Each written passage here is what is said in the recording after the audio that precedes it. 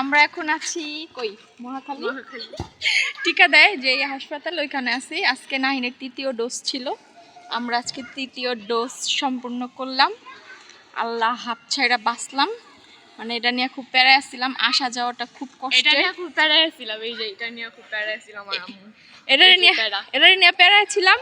এখন এটারে বলছি যে আল্লাহর রস্তে এবার একটুখানি সাবধানে চললেন, কারণ হচ্ছে আপনি আকাম করেন এটার আমার পোষাইতে হয়, মানে পোহাইতে হয় নাকি পোহাই একটাই।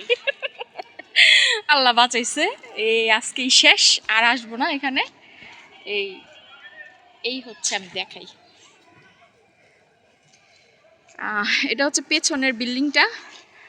আমরা সামনে দিয়ে একটা ওই যে আরেকটা আছে, ওইখানে গিয়ে আমরা টিকা দিচ্ছি, সরকারি টিকা যেটা ফ্রি। যদি কেউ কখনো কারো সন্তান বা কাউরে বিড়াল কুকুর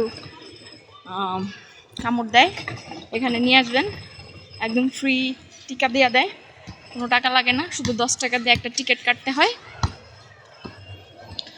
আর হচ্ছে যদি বেশি সমস্যা হয় তখন আর আলাদা টিকা দিয়ে দেয়। তবে আমি আমার বাসা যাত্রাবাড়ি থেকে মহাখালী বেশি দূর না।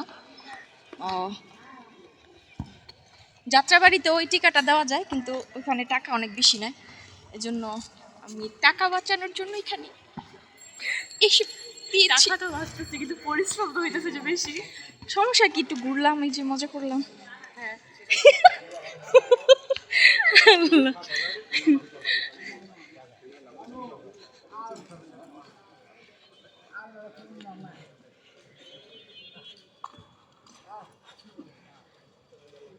আমরা সকাল সকাল একদম,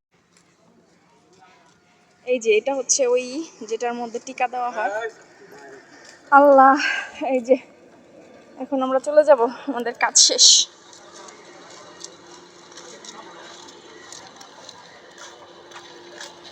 আরো আসবে এখানে, আরো আসবে না, মন চায় না। এই যে বের হয়ে যাচ্ছি।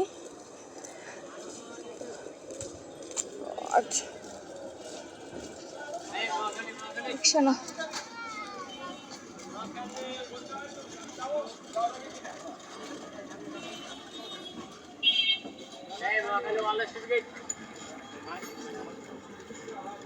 একজন